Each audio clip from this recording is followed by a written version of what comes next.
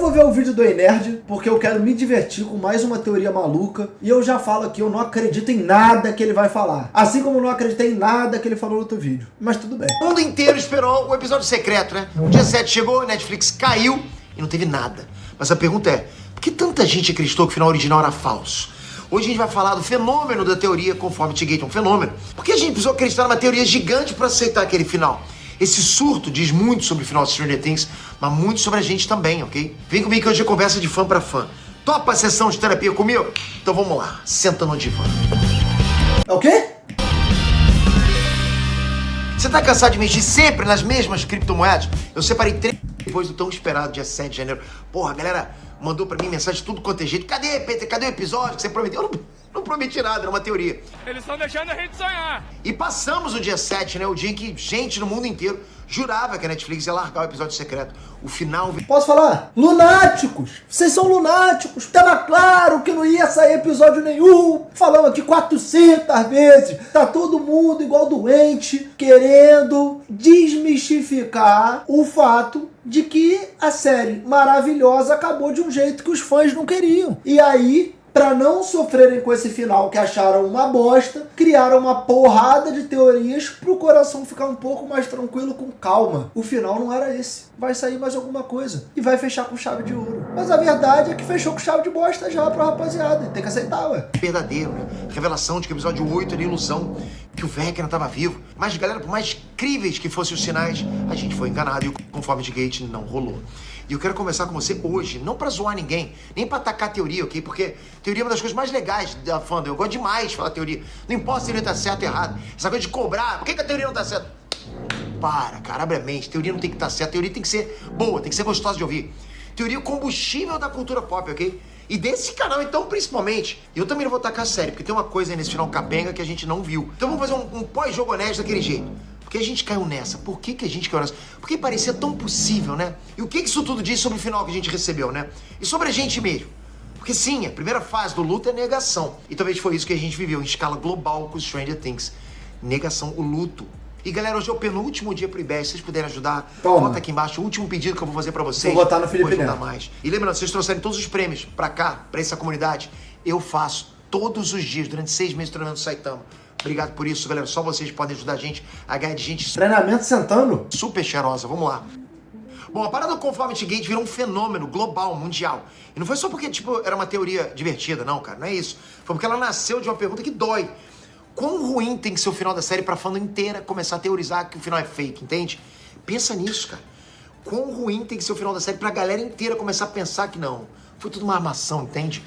Pensa, tem que ser uma, tipo, 880 mesmo, tem que ser muito ruim pra galera imaginar que aquilo foi falso. Ninguém cria essa esperança de episódio secreto, porra, quando o final te satisfaz de verdade, entende? Quando você fica feliz com o final. Quando você termina a série e fala, caramba, né, fechou bonito. Doeu, mas fechou. Aí você teoriza sobre coisas diferentes, tipo spin-off, sobre o futuro, sobre easter egg, né? Pô, o que poderia ter acontecido ali? É gostoso também. Agora, quando o final deixa aquela sensação de, ué, já? Só isso? Aí a gente começa a procurar uma porta escondida na parede. O fã raiz começa a querer acreditar, porra, que aquilo não pode ser o final real. Porque se for, a gente vai ter que aceitar que, pô, uma série que sempre foi amarradinha terminou de um jeito mediano, né? Mediano mesmo, medíocre. E aceitar isso faz a gente sofrer. Então o que acontece? A mente da gente começa a trabalhar, faz o que ela sabe fazer de melhor, ela negocia. A nossa mente faz isso pra caramba. É irresistível pensar que deve ter algo a mais. Então a gente gosta de pensar que tem algo a mais.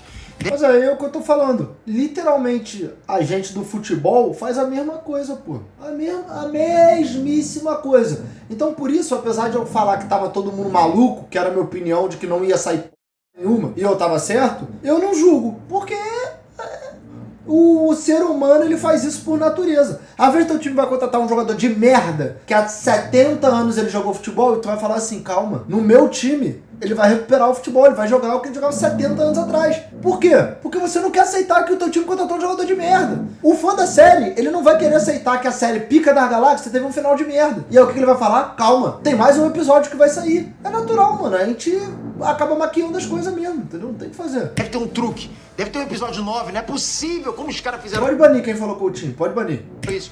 E aí entra o Conformity-Gate com uma teoria perfeita.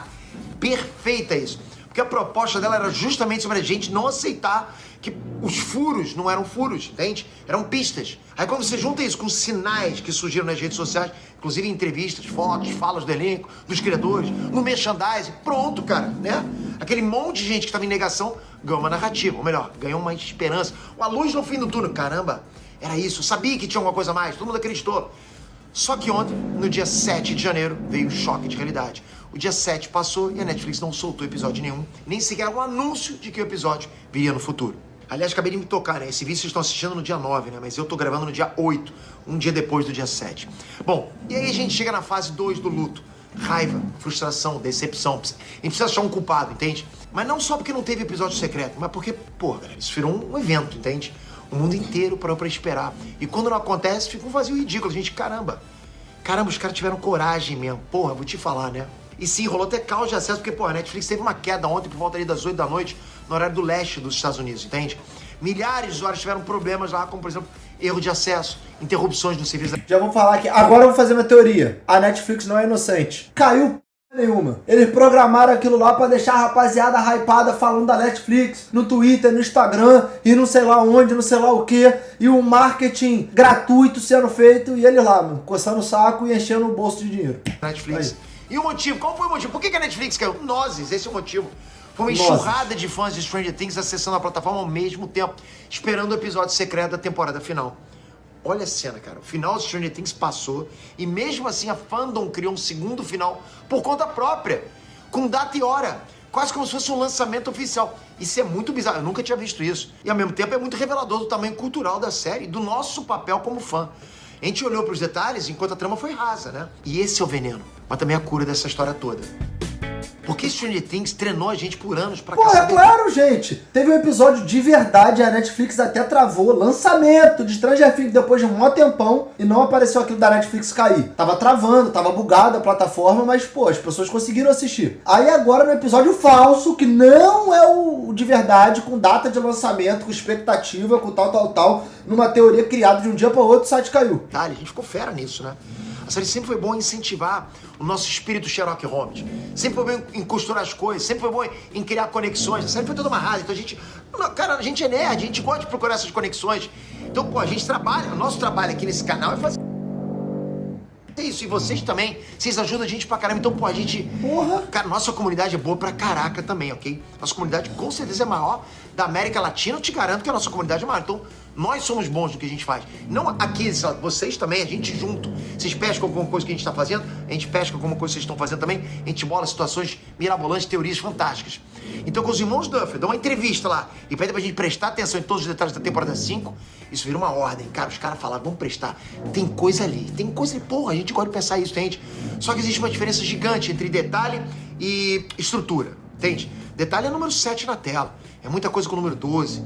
É data que se repete, tipo 6 de novembro. É caixa de jogo com o nome do Vecna. É um figurante olhando torto, percebe? Estrutura o que é? Estrutura é o que você faz com o vilão. É o que você faz com a ameaça. É o que você faz com as consequências. E muita gente sentiu que no final a estrutura ficou simples demais. Tipo assim, foram lá em poucos minutos jogaram fogo no Mind Flayer, cortaram a cabeça do Vecna e geraram um arranhão. Como é que pode isso? Todo mundo teve a sensação de que a batalha final foi rápida, foi limpa. Foi fácil pra caramba. Mas Stranger Things nunca foi assim, entende? Stranger Things sempre cobrou um preço. Sempre deixou cicatriz na galera. Porra, dava aquele medo gigante no início, entende? Sempre Então, eu imaginava antes que no mínimo, se esse filho da p... desse vizinho deixar eu falar, ia morrer pelo menos alguém da rapaziada ali e tal, tá ligado? Tipo, eles iam vencer. Eu tinha certeza que eles iriam vencer. Mas o Vecna ia deixar um de exemplo. Ia ter, tipo, alguém que ia morrer na mão do Vecna pra gente criar ainda mais raiva dele, comemorar ainda mais no momento que ele fosse assassinado. Entendeu? A morte que teve nem foi no contexto de, tipo, pô, brigando com ele e tal, tá ligado? Depois de trauma, sabe? De perda, de consequência. Tudo que aconteceria ali teria consequência. A gente veria essa consequência pra frente. E aí, quando você chega no final e sente quando não cobrou o que parecia que ia cobrar, o que você faz? Você procura explicação. Porque esse não era o padrão da série antes. Nesse ponto, a gente não tava errado, não, cara. Lembra como é que foi horrível perder o Bob? O Ed, então, pô, nem se fala o Ed. Então, qual que deveria ser o tamanho do trauma pra perder Eleven, cara? A Eleven. É por isso que a gente ficou em negação. Isso que eu tô falando. Eu tenho pra mim que Vagabundo trata ela como menos do que ela fosse, pô. Vai tomar no c... Ela é literalmente a série, tá ligado? Aí morreu o Ed. Moleque, a gente tá 12 anos falando da morte do filho da p... todo santo dia. E pelo Ed, e vai Ed. Torcida organizada do Ed, sei lá o que. Aí a Eleven morreu, todo mundo... Ih, às vezes tinha que ir, né? Já tinha vivido muito também. Descansou, vai descansar, né? Tava sofrendo pra caramba aí. E por isso que a teoria do episódio 9 pegou tanto. Agora eu vou falar de uma coisa que pode soar até contraditória, mas eu acho que é o ponto mais maduro dessa conversa. O final nem foi tão horroroso assim. Calma, vamos lá. Não foi aquele desastre nível Game of Thrones ou Lost, ok? Ele foi só um final xoxo, numa série incrível. Mas não foi exatamente horrível, concorda? Como foi Game of Thrones. Pô, galera, não é possível tu falar que, pô, foi Game of Thrones teve um final melhor do que esse aqui, não. Se a gente olhar os ingredientes, porra, teve tudo, cara. Teve drama, teve superação, teve encerramento emocional, fanservice, teve cara de final, entende? O problema é que Stranger Things foi gigante. E quando uma série vira gigante, ela cria uma expectativa impossível. A gente estava esperando a coisa mais genial do mundo e recebeu um final abaixo da expectativa. Não abaixo no sentido, assim, de horrível, mas mediano. O final fechou, mas, porra, não explodiu a cabeça. Mas quando tu tava lá esperando tua cabeça explodindo, um ok parece um soco na boca. Pensa que tu tava lá, caramba, eu botei um episódio que vai, porra, ser uma bomba nuclear. E foi um estalinho, né? Tem uma frase que eu acredito muito que é: a decepção só vem de quem você ama, percebe? E a gente amava Stranger Things. A gente confiava que era Amava não! Fale por você! Eu ainda não. Sensacional do início ao fim. A gente sempre apostou no espetáculo, sem duvidar. Mas é só nesse contexto que uma decepção consegue vir. Percebe que é assim? Porque se a gente não acreditasse tanto, o final, não ia doer. Aí entra o Conformity Gate como um mecanismo de defesa coletiva, entende? E o pior é que a gente viu sinais massivos de que ela ia se concretizar. Tudo que acontecia em volta, ao redor, orbitando essa série, tudo, inclusive off-screen, mostrava que sim, essa teoria ia se concretizar. E a gente estava super satisfeito com isso. E eu não tô nem falando dos posts no X ou no Reddit. Teve pistas nas contas oficiais da Netflix. Teve o ator do Vecna dizendo: amanhã começa, né, no Tonight Show, simplesmente na véspera do dia 7. E aí você entende porque tanta gente ficou obcecada. Mitada. Tanta coisa acontecendo. Você vai juntando. Nós somos nerd pra caramba. A gente vai querer buscar essas ligações, vai querer montar uma teoria. Então a galera fica obcecada. Foi porque não foi só o fã inventando nada, né? Teve um ecossistema de hype alimentando isso tudo. A gente vive de hype. E aqui eu não tô dizendo que a Netflix faz isso de propósito pra tapear a gente. Não é isso, cara. Às vezes é só marketing padrão, sabe? Recorte fora de contexto, meme, o algoritmo empurrando o que é mais apelativo, placebo na gente pra caramba. Pô, aquilo não era nada, mas pra gente era... Eu vou te falar, ainda fizeram um pouco. Se coloca o ADM da Loud Sports Club do Twitter pra administrar a conta da Netflix, tava fudido, mano. Vagabundo tatuava o momento que saiu o episódio de tanto que ele ia farmar em cima. Pois. Aí ontem, dia 7, pra vocês anteontem, ok? Aí ontem, porra, dia 7... Saiu a negociação do Cauã Basile lá no mesmo minuto, a Loud soltou o vídeo, pô. Cauã Basile versus sei lá quantas pessoas comuns. Não veio nada, na hora. Sensação foi de humilhação coletiva, entende? Tá tudo bem. Parece que não, mas no fundo tá. Stranger Things criou uma fandom tão treinada pra detalhe, tão treinada pra caça ao easter egg, que o público virou uma máquina de encontrar sentido.